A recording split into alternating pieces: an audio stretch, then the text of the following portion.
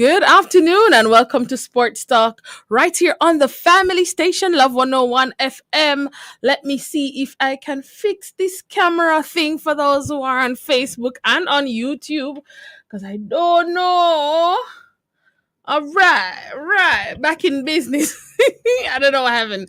But good afternoon, everyone. Today is June 14, 2025, and welcome to another edition of Sports Talk with me, your host, Kathya Davis.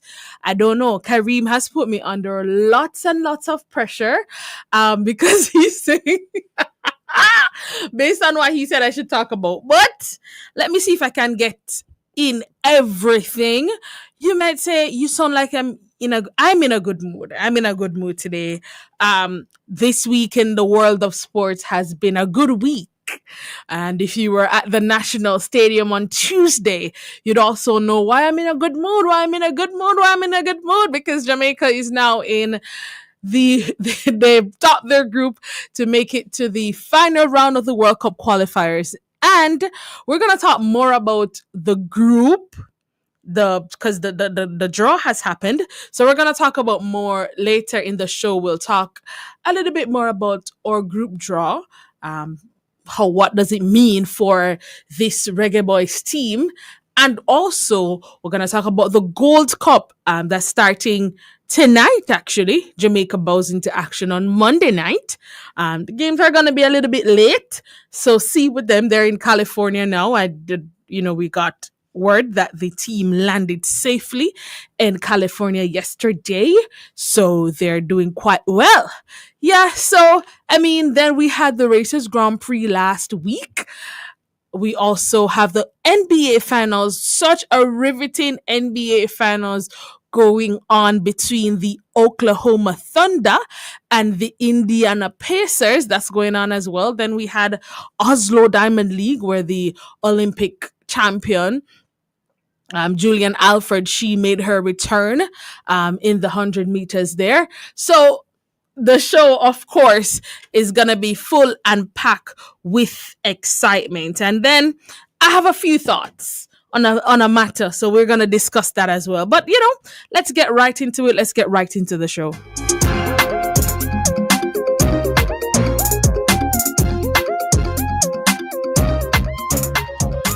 And of course, we're going to talk about some cricket, but that's not where we're starting. We're going to start this afternoon talking about Grand Slam track. Track and field, and we're starting with Grand Slam track. Now, unless you're under a rock, when I say that, you know what I mean, right? You would have known that Grand Slam track would have cancelled their LA meet and also call the season an end, right? I'm glad that Grand Slam track happened. I'm very happy that Grand Slam track happened because I know a lot of the athletes who would have taken part in the Grand Slam track, they are in a better position. For definitely certain they're in a better position financially. Is Grand Slam track sustainable? That is a question to answer. I think next season, Grand Slam track, they would have their biggest crowd in Philadelphia. I think the Kingston crowd was second. The Florida crowd, Miramar looked full, but Miramar was probably 2,500 persons, which is probably the number that we had in our in our grandstand at the National Stadium. So yeah, my thoughts really is that I think it's a good venture for the athletes, especially for the athletes who are not at the top of the sport. I think they benefited the most from this venture. I'm hoping that come next year, other sponsors will be able to come along and give this the support that I think that it deserves. It was in my head, it was a first year, so it was a good venture by Michael Johnson. I know a lot of money would have had to be spent on all of the niceness that we saw.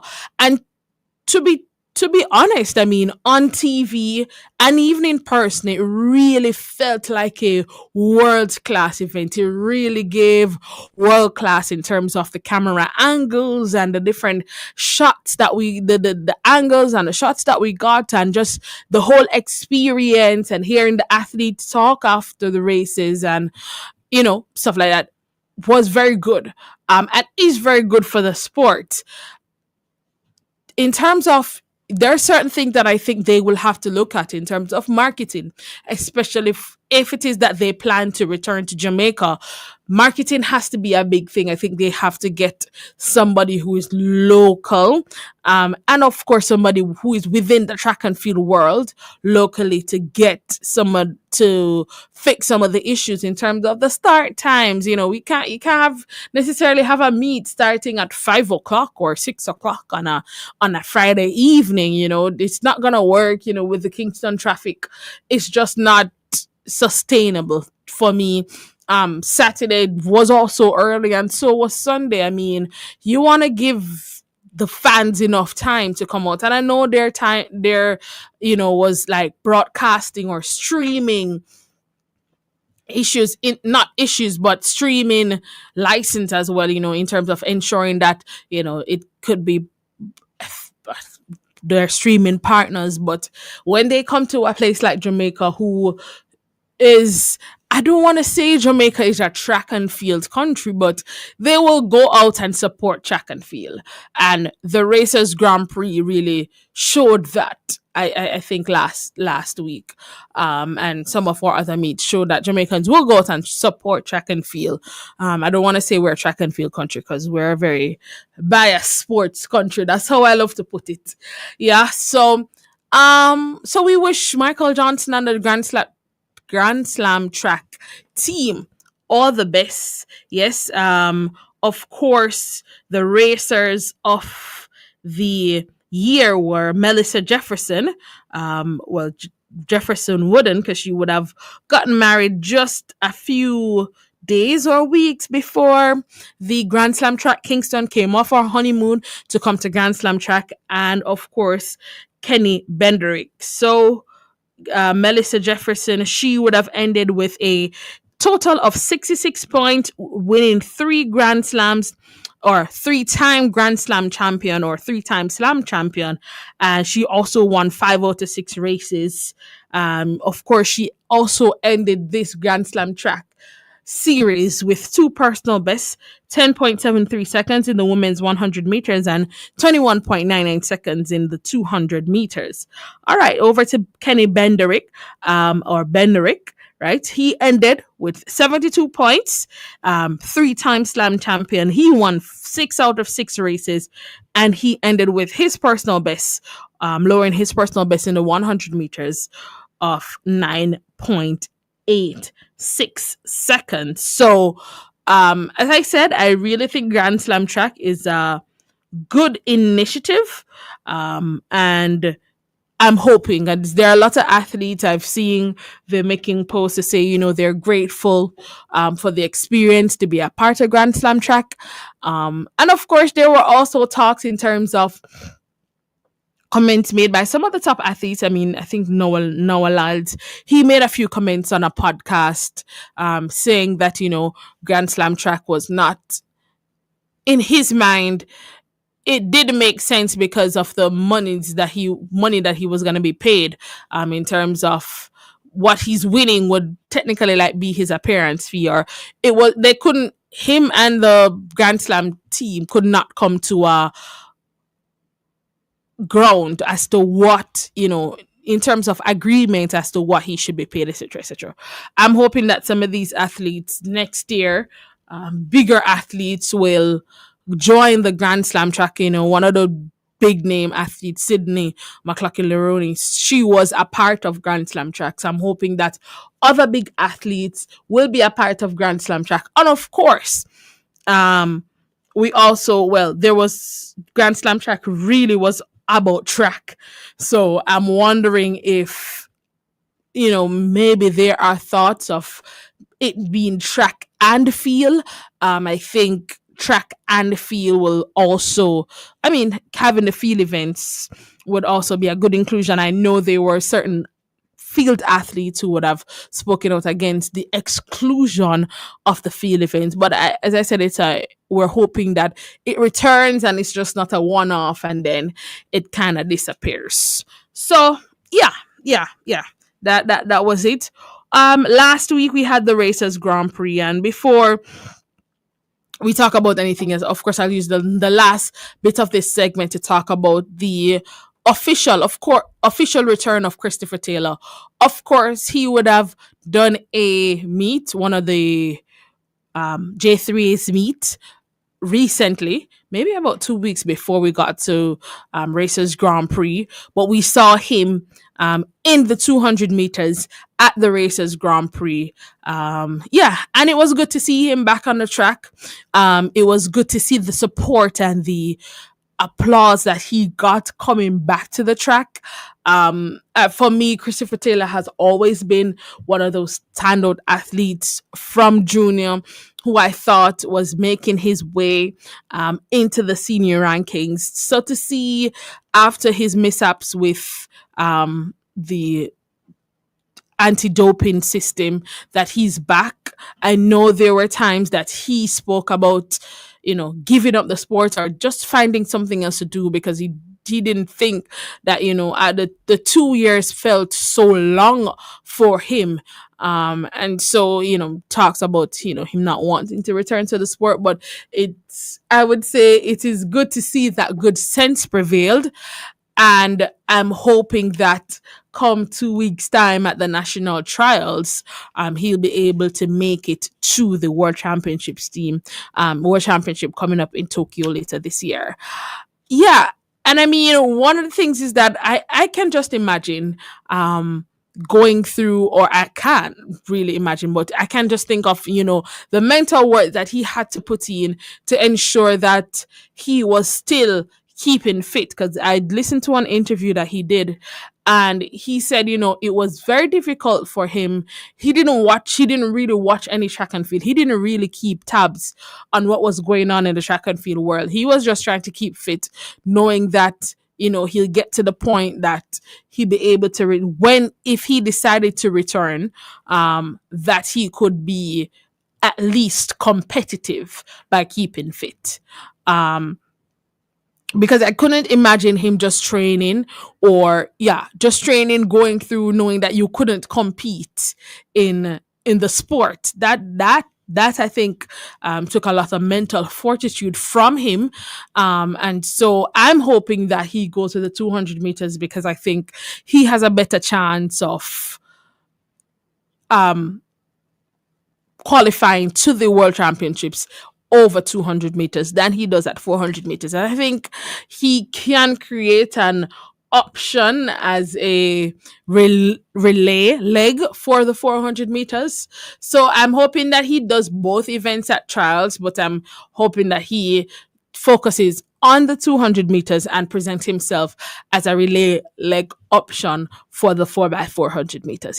And when we come back, we're going to be talking more about the Racers Grand Prix, and then we're going to be looking back at the Oslo Diamond League. We'll be right back right here on Sports Talk on the family station, Love 101 FM.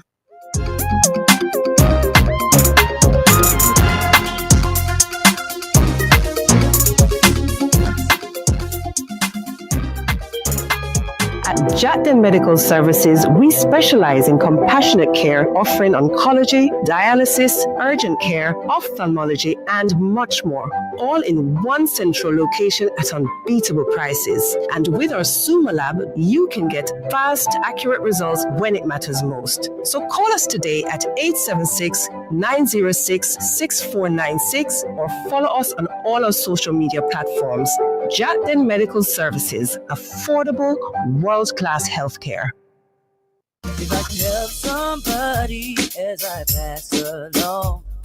Hello Neighbor is celebrating 20 years of service, 20 years of giving back, and you are invited to listen for a time of celebration. Listen this Saturday, June 14 at 3 p.m. to 5 p.m. Join us on location at the Mosaic Marketplace on the grounds of the Jamaica Society for the Blind, Old Hope Road, between 3 p.m. and 5 p.m. Hear stories of how helping our neighbor is the love thing to do. Hello Neighbor, highlighting problems, spotlighting solutions. 20 years of showing love, 20 years of caring for our neighbors. And we will have the highlights Saturday, June 14, 3 p.m. to 5 p.m. on the family station, Love 101.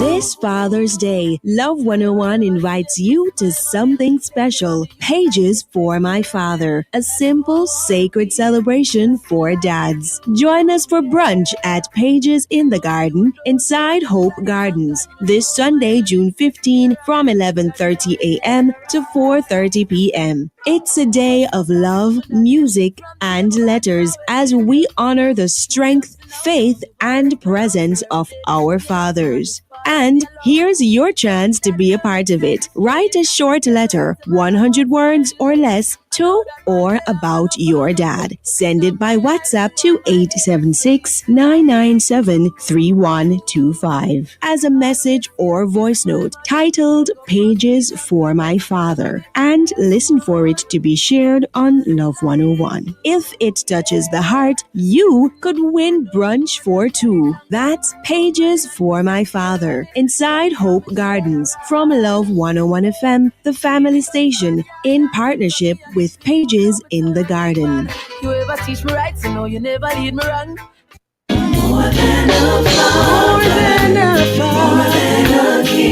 This Father's Day, let your word speak love. Love 101 FM invites you to be part of Pages for My Father, a celebration of the quiet strength, faith, and presence of our dads. Simply send us a letter, 100 words or less, about your father in a WhatsApp message or a 1-minute voice note. We may read or play it on air as we honor fathers across Jamaica. Submit now to our WhatsApp line at 876-997-3125 as we celebrate fathers with love. Be sure to put Pages for My Father as the heading so we can easily identify. Then listen for the feature during Love in the Morning, Morning Express, and Alive. Then on Father's Day, Sunday, June 15, throughout the day, and see if yours made the cut. Pages for My Father. Let's celebrate the great men in our lives. We're doing it on the family station. Love 101. Don't give up on your hopes and your dreams is what he tells us. To be grateful and kind is what he's shown us.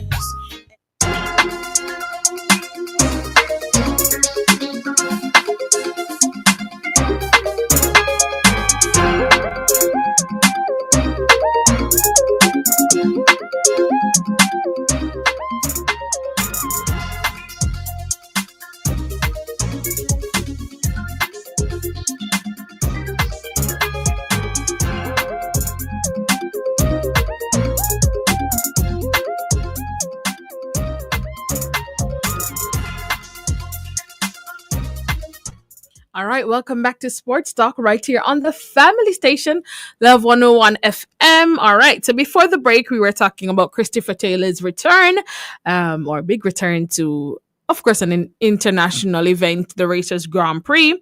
But we're going to also be looking at some of the other results from the Racers Grand Prix on Saturday. The men's 100-meter finals that ended with Kishane Thompson running 9.88 seconds ahead of Oblique Civil 9.97 seconds. This, I think, presents a good marker for what we could see at the national trials in 2 weeks. Of course, Oblique, we know we saw kind of different from him about 2 weeks ago, was it at the Adidas meet.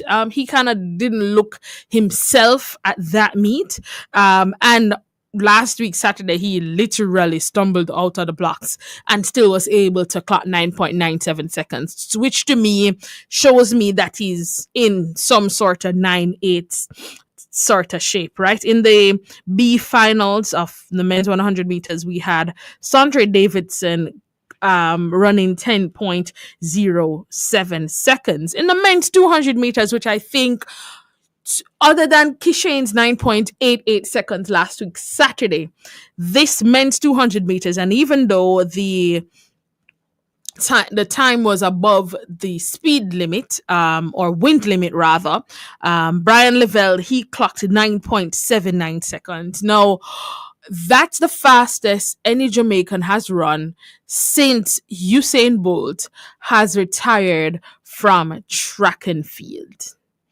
under any conditions at all, whether allowable speed limit or not, right? 9.79 seconds, which means, I mean, wind being okay, that's about a 9.19 point, or rather 19.8, I think. To me, I'm happy for Level and the work that Coach Shaniki Osborne is doing with him. And I'm looking forward to see what he will bring at the national championship. Yeah, right. So, yes. And then the men's 400 meters, that was won by Christopher Bailey. Of the United States in 44.74 seconds. However, I have to again highlight another Shaniki Osborne coach, Delano Kennedy, finished in 45.22 seconds. And I think that he can actually go faster come the national trials. Then to another highlight of the meet, I'd say Rashid Broadbell. He won in 13.06 seconds. Yes, Caroline. Rashid Broadbell won in 13.06 seconds. Yes. And it's good to see that Rashid is rounded up into form. I mean, I think 13.06 is his season's best so far. And I don't think he had the best execution in terms of race. I think in the middle the race kind of got a little choppy, but I'm sure those are things that he'll be able to work on. Another winner came for Jamaica in the men's 400 meter hurdles. Rashawn Clark, 48.65 seconds. For those who were watching or following the Grand Slam track, I do believe it was in Miramar. Or was it in Philadelphia? Maybe it was Miramar, that Rashawn had fallen at, I think, the seventh or eighth hurdle and was on the track for a little bit of time. I mean, he had to be stretchered off the track. So it's good to see him coming back from that and running 48.65 seconds. Second was Asani Wilson of Jamaica as well, 48.77 seconds. And Malik James King was third in 49.87 seconds. In the men's long jump, the world indoor silver medalists and world Paris Olympic silver medalist Wayne Pinnock, decent 7.97 seconds. Was good to see him coming to Jamaica, competing at the Racers Grand Prix and getting a win. Another standout, I would say, of the night came through Tina Clayton. No, not Tia, but Tina Clayton in the women's 100 meters, where she won in 10.98 seconds. Tia Clayton, she at about 85 meters or so, kind of just slowed down. I'm not sure what happened. We're hoping to see her in the next 2 weeks to see if that was just that she just felt something and just decided to back off.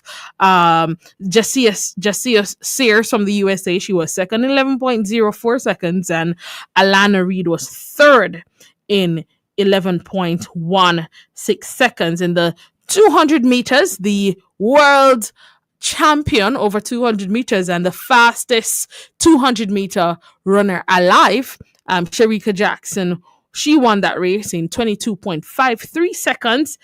And the truth is that, I think I liked how Sharika looked. This is still June, still early time, and I like how she looked.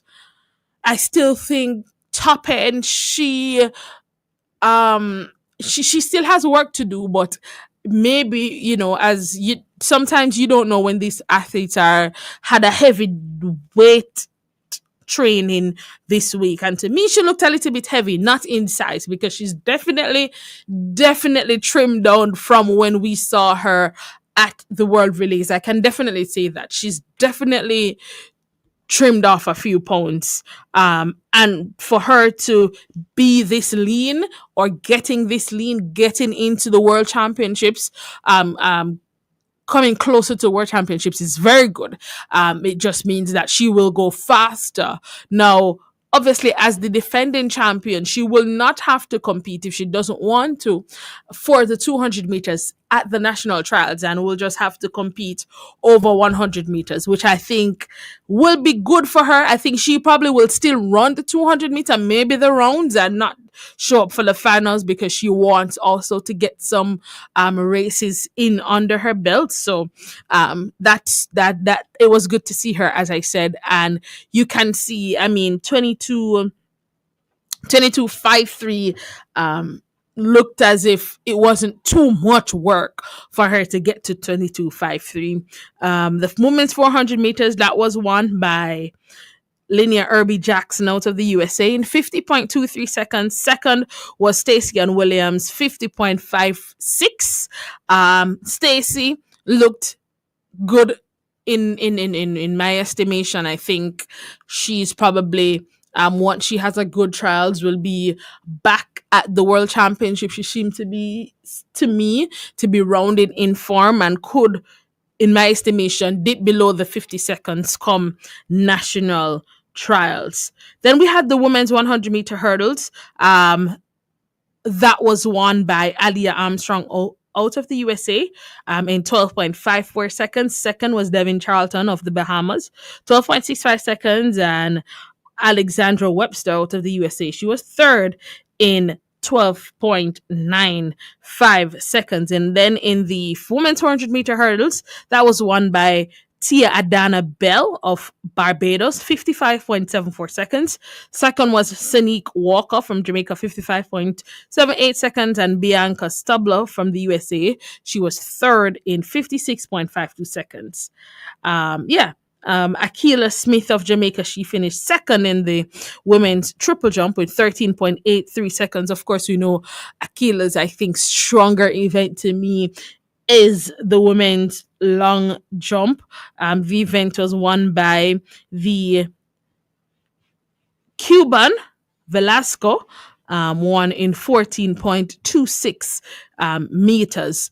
But yeah, so as I said, most of our athletes rounding into good form. At the Oslo Diamond League, we saw our triple jumper Jordan Scott registering another mark over 17 meters. And I mean, let me tell you, it's good to see Jordan Scott registering all these, or getting these marks over 17 meters, winning, I think in 1764. So it's good to see that. Hoping that we be able to see the lights of Jaden Hibbert. Haven't seen him all season. Just wondering if he'd show up at the national trials. But yeah, so looking forward to that. And of course, Julian Alfred made her comeback to, I'd say, she had a race recently, but 10.89 is not a bad time. It's not a bad time for the Olympic champion. We're gonna go for our second break right here on Sports Talk. When we come back, we'll be switching sports, as we'll be talking about some football. We'll be right back.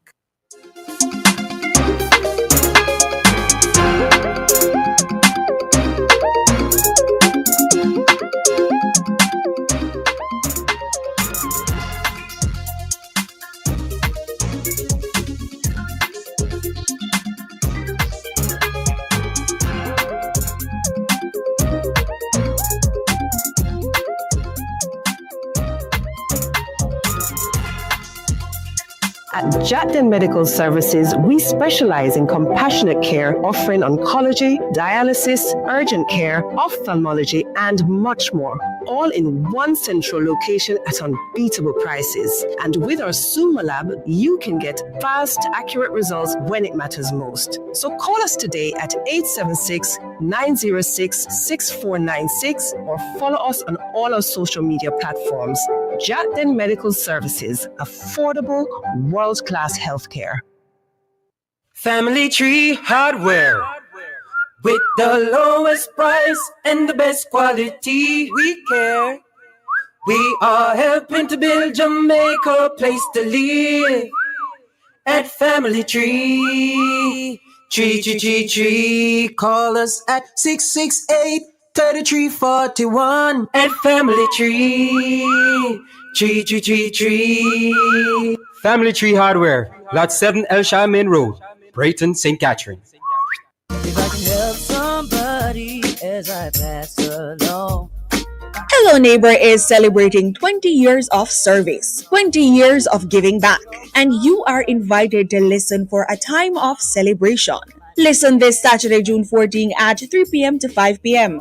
Join us on location at the Mosaic Marketplace on the grounds of the Jamaica Society for the Blind, Old Hope Road, between 3 p.m. and 5 p.m. Hear stories of how helping our neighbor is the loved thing to do. Hello Neighbor, highlighting problems, spotlighting solutions. 20 years of showing love, 20 years of caring for our neighbors. And we will have the highlights Saturday, June 14, 3 p.m. to 5 p.m. on the family station, Love 101. Help somebody as I pass along. My living shall not be in vain. The Youth Summer Employment Program YSEP, an initiative of the Ministry of Local Government and Community Development, will employ 10,000 youth this summer. YSEP is providing our youth with employment opportunities in critical areas associated with the ministry and its diverse portfolio entities. Join Love 101 FM for a live outside broadcast of the Youth Summer Employment Program launch on Tuesday, June 17 from 10 a.m. to 12 p.m. Hear highlights on the benefits, purpose, and structure of YSEP from special guest speaker, Prime Minister Dr. the Most Honorable Andrew Holness, and Portfolio Minister, the Honorable Desmond McKenzie. That's a live broadcast on Tuesday, June 17, 2025 from 10 a.m. to 12 p.m. live from Jamaica Conference Center, Port Royal Street, downtown Kingston. The highlights will be on the family station, Love 101.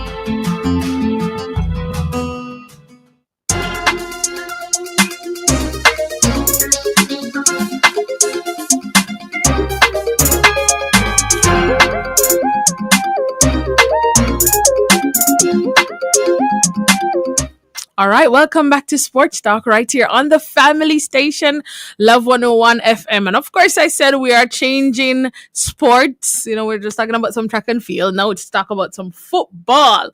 Right, so Jamaica would have secured their place at the top of their group in the second round of the World Cup qualifiers by beating Guatemala 3-0 at the National Stadium on Tuesday. Not only that, the draw for the final round of the qualifiers would have taken place yesterday, and we saw with Thursday. We would have seen the group that Jamaica is in to get to the World Cup, what the road is to get to the World Cup for 2026. And the Jamaica squad has the Gold Cup. They kick off their championship on Monday night. Join me now on the show. We have Edivision TV and the CC Sports Lab. Gentlemen, good afternoon. Good afternoon, Kathya. Okay, all right. Because I was about to say, am I talking to myself? Eddie, that's you. Good afternoon, Kathya. All right, Tajay, I'm hearing you as well. All right, fantastic. Good afternoon, gentlemen. How are you? I'm doing Fine, thanks. okay. I mean, go ahead, Eddie. No, I'm good. Big up to all the listeners as well. All right, fantastic. Tajay, how are you doing? I feel as if Christmas has came early and it came in the form of the draw. that I witnessed on CONCACAF live and All locally. right. All right, good. I think I'm feeling the same way. All right. So before we get to the draw, let's look back on the game on Tuesday because we all were at the game. So let's just say that we all were at the game. Eddie, let me hear you. Out of 10, how much do you give the Reggae Boys in terms of their performance on Tuesday?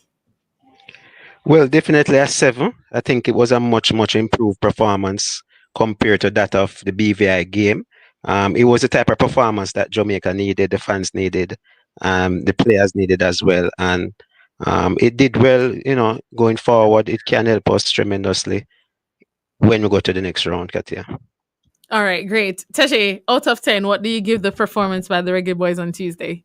I'm probably a little bit more. I mean, I won't say a little bit more generous than Eddie, because I would say a 8 out of 10. And the Mm-hmm. reason for that is that I saw a lot of the things that the coach was trying to do materialize in this game, especially the inverted wing back that he has introduced in the team over the past couple of games.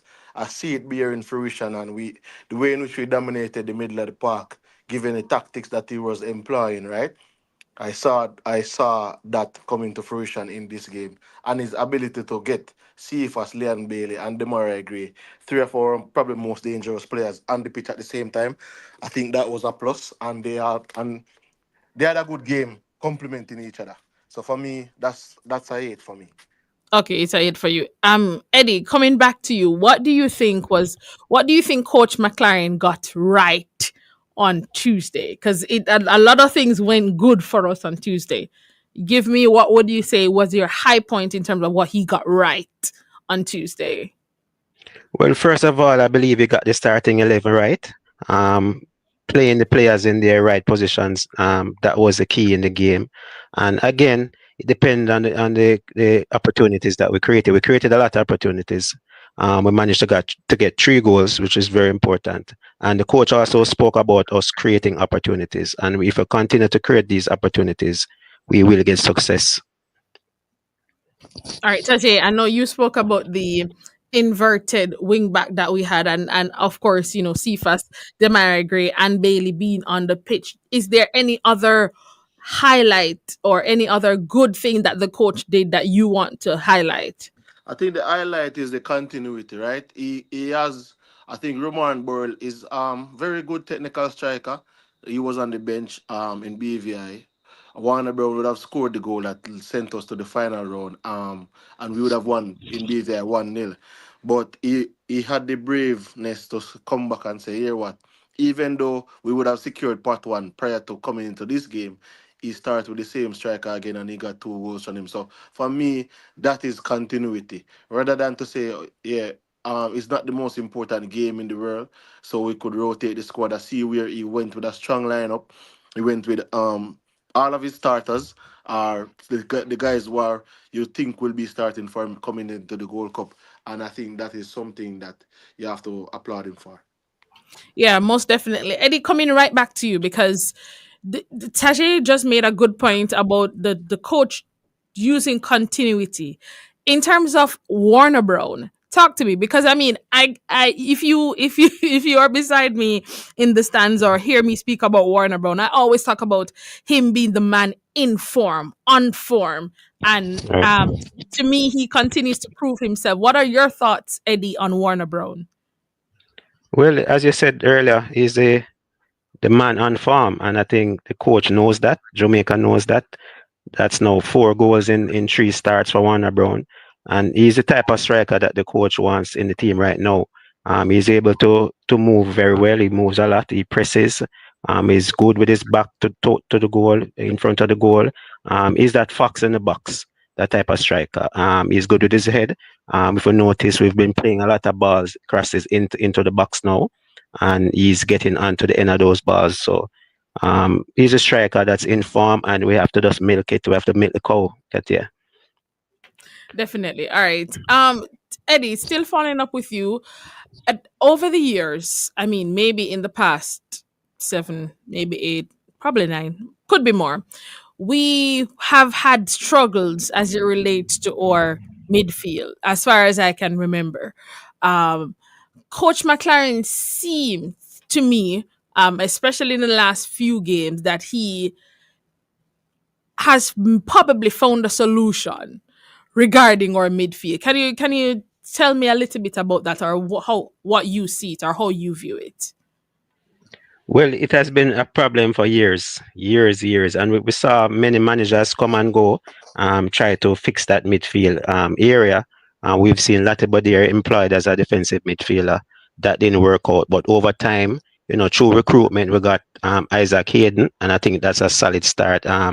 He's a base at the middle of in the middle of the park there, and it allows for creative players to go a little bit further up the field. And also, we've seen the inclusion of John Russell to that midfield. He had an excellent season for his club Barnsley, and that form has carried over to the national team. So over time, we've gotten players, and we seem to be looking better in midfield. And continuity, we're going to continue with this trio.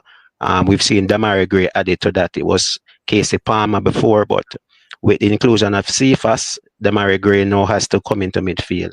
And I think he has done well there as well, getting assist in two games, two games to assist. So the midfield is clicking, and this is something that is very encouraging going forward. All right. Thanks, Eddie. Teche, you spoke on Tuesday. The question you asked in terms of the press conference on Tuesday about our elusive number 9. I know you asked Coach, but I'm asking you, do you think that Warner Brown could be our elusive number 9? Yeah, for me right now, as the way he has played the position, and you can see the hunger in him. I'm not, any other if any other player comes into the team, or any other player to come in to play even that position, it will be tremendous competition, because as it stands right now, Warner Brown is scoring like a goal every two chances, and a lot of the times people don't really recognize when you look at certain strikers in the world. When we look at Erling Allen and the way he scores a lot of goals, he misses a lot of chances too. So I wouldn't a goal every two chance for me. That is a great rate of return. Yeah, most definitely, most definitely. All right, gentlemen, final thoughts, because we're gonna go for a break shortly, but before we do, your final thoughts on Tuesday's game. Eddie, I'll go with you first. Much improved, much improved. And again, I have to talk about the team's play aesthetically. The team look good, the team look better, and I think it will bode well for the future in terms of fans coming out, because we want to see this type of brand football being played, and we saw that on Tuesday. Yeah, definitely. Today, your final thoughts on Tuesday's game. On Tuesday's game, as I said, improvement over the game before. I think the crowd needed a lift. The fans needed something to look forward to after they were, even though we won, they were a bit disappointed with the performance. And you can know when we needed the result against BVI, but we less so needed it against Guatemala. So I think Guatemala was for the fans, BVI was for the results. So I think the coach, he managed to give us a performance on Tuesday, and I think that now will bleed into the final round coming into September, or even going into Monday with the Gold Cup, which is very important as well. Yeah, most definitely. All right, gentlemen, stay with me. We're gonna go for our final break right here on Sports Talk. When we come back, we're still talking about Reggae Boys football. We're gonna be talking about the draw first. What does it mean in terms of our final the final round draw for the Reggae Boys? Is there really a chance going into World Cup 2026? And of course, the Gold Cup games coming up. We'll be right back on Sports Talk.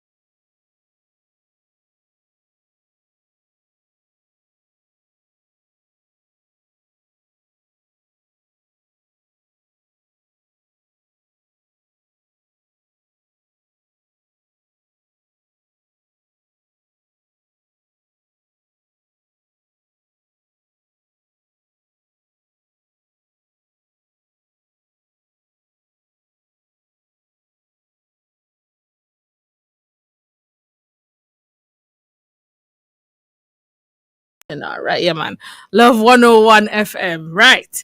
We're still with Eddie Vision TV and Tajay from CC Sports Lab. And we're about to go into another set of conversation. Still talking about the Reggae Boys, of course, and the CONCACAF qualifiers road to 2026. Group B says Jamaica, Curacao, Trinidad and Tobago, and Bermuda. Listen, Eddie, your thoughts on the group? Wow, fantastic, fantastic. We could ask for anything more, to be honest, considering what the other two seeded teams got in Costa Rica and Panama. Considering what they got, tremendous. Jamaica, the highest ranked team in this group, 63 rank. Trinidad 100 rank, Curacao 90, Bermuda 169. So going off, if you're going by rankings alone, it should be a cakewalk. But we know that football is can be difficult at times. But if we could pick a draw for ourselves, we would definitely have picked this draw. Should be smooth for us. Knock on wood, should be an easy progression, and we just hope that the boys can deliver. All right. Tajay, your thoughts on the group? Yeah, somewhat similar to what Eddie is saying. I mean, when you look at the teams that Jamaica has drawn, take Trinidad for example. We have played Trinidad 4 times in the World Cup qualifiers before. They have never beaten us, right? So we have won three and draw one. So that is a good omen. And then if we should look at even somebody, I think the other teams like a Curacao is and a Bermuda would be a Curacao would be I think the first time we're facing them in the World Cup qualifiers. But I think Bermuda would be a team that would have played in the past. But in terms of the rankings alone, what the rankings does is to tell you, give you an indication of the strength of the team and how they would have fared against similar opponents because we all are in the CONCACAF, so we play similar opponents. And it just means that of the similar opponents that we face, Jamaica is the top team amongst these four teams. So for me, I think this should be it, not saying that it's going to be easy, but it should be relatively okay for Jamaica to navigate this zone and qualify for their first World Cup since 1998.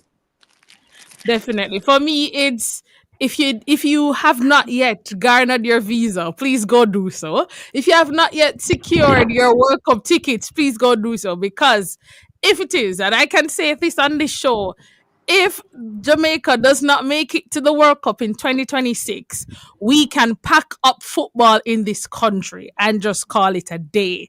This is probably going to be the easiest World Cup to qualify for in all these years. Once it is that Mexico, USA, and Canada is hosting a World Cup, I feel like Jamaica has a and getting this group easy, easy. But the football still has to be played, so we we move on. So of course, these World Cup qualifiers come up in September. First set of games in September, then October, then November. So before the year is done, you'll definitely know whether or not we'll be going to the World Cup. Hope we are all hoping, all three of us will be hoping that Jamaica will be there and that they will get the job done.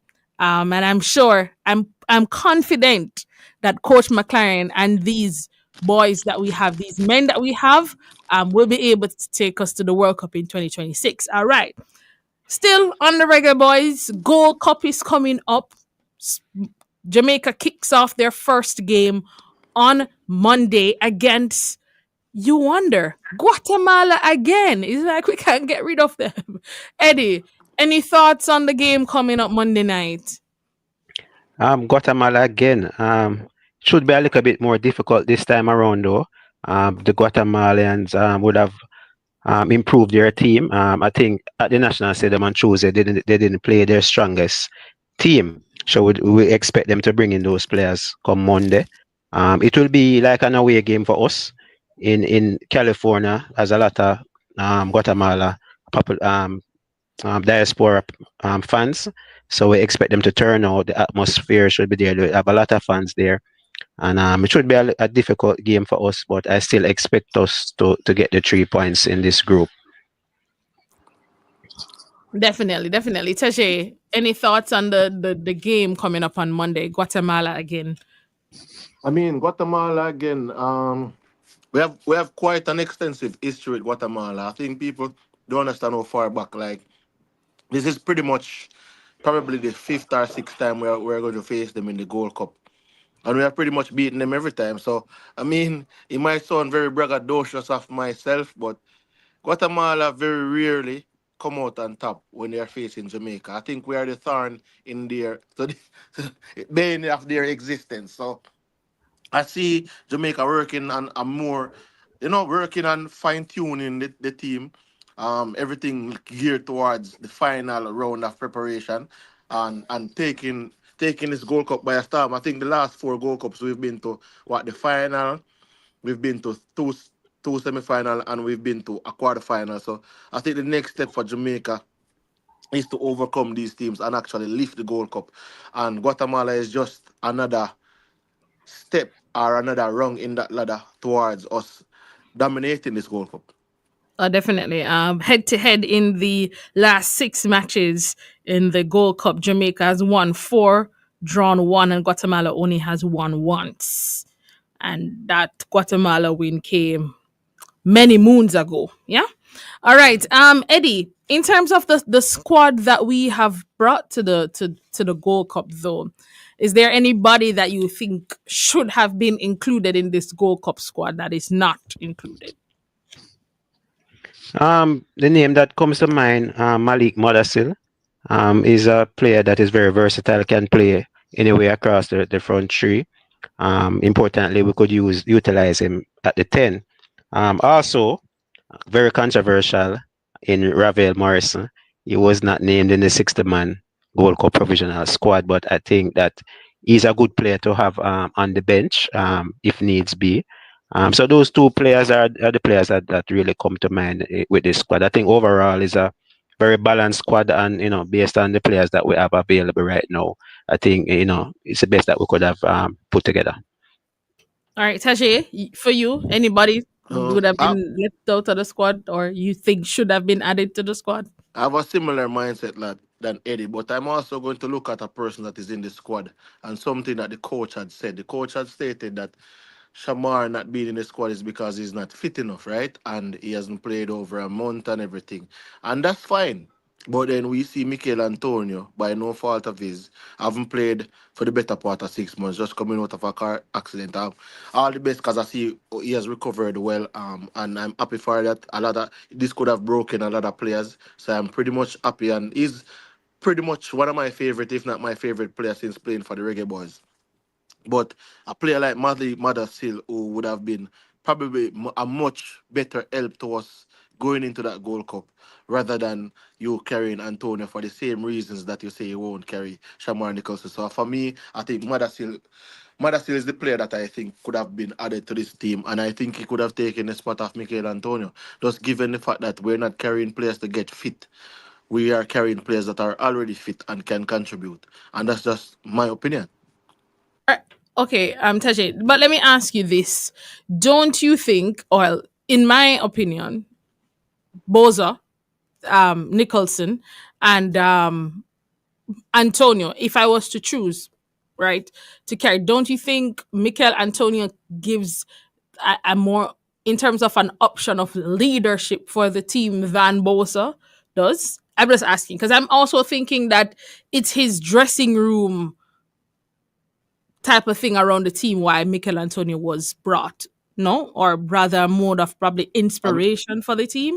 What's your thoughts on that? I mean, you put it nicely. I mean, it could be that case because I remember him saying the same thing when he brought Andre Blake. Because I remember one year Andre Blake went, he wasn't 100%, but he had brought him because he said the leadership that he brings to the team and everything. I think that time we brought a 3 or 4 goalkeepers. Eddie could correct me if I'm wrong, but I remember him stating that. So, that might be the case. I'm just thinking if that's the case, I guess he'll say it come the next press conference because I'm definitely gonna ask him what's the reason behind the inclusion of Mikel Antonio, given the fact that he hasn't played over a long period of time. Because I'm thinking, just like we are here trying to find out the reason, a lot of persons are out there listening in Radio Land and want to know why that is the case, given the reason that he gave for Boza.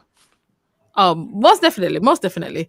Eddie, back to you. What you said, your expectation for this Gold Cup is to for Jamaica to win this Gold Cup, or are you saying that it's time for us to win? What are your expectations really? Is that your expectation is that we're gonna win or should win? I expect us to at least make the final. I'm not the type of fan that will say that we'll definitely win, considering the form of the defending champions, Mexico. I think they are the best team in CONCACAF right now, playing some really, really good football. But because but as I cannot just say Jamaica will win, but at least to do better than what we did in the 2023 edition. That we lost in the semi-final to then champions Mexico again. So let us see if we can make it one step further and go at least to the final stage. Yeah, definitely. Teje, your thoughts quickly on the your expectation for the Gold My Cup for ex- the Reggae Boys. my expectation is to win because I think it came at a crucial point in our preparation, and it came to where we look at the USA team. The USA team is in turmoil. The Mexican team is in transition, and the Panamanian team is without their midfielder in Cariscalia, I think, who is a very dangerous player. So I think when you look at the dynamics and the Club World Cup being simultaneously being held at the same time, taking away some of the players from some of these teams, I think when you look at everything that has is put in place, just like the draw, I feel as if there's a divine and guiding us towards this title and our second World Cup. Definitely, Tasha. I agree with you. And also Eddie. I mean, I would love for us to win this um Gold Cup. I think that will also give us a push for the World Cup and the upcoming final round World Cup qualifiers. So yeah, we're definitely looking forward to the overall good performance for the team and hoping that we're able to lift the trophy. Gentlemen, thank you so much for joining me this afternoon and hoping that we can keep in touch as we go through these World Cup qualifiers and Gold Cup for the Reggae Boys. Gentlemen, thank you so much. No problem. All Uh, right. Thanks for having me. Thanks. All right. Have a good one. All right. And so that's all the time we have left in Sports Talk today. Thank you so much for joining. We do this every Saturday between the hours of 1 to 2 p.m. right here on the family station, Love 101 FM. Have a good rest of the weekend.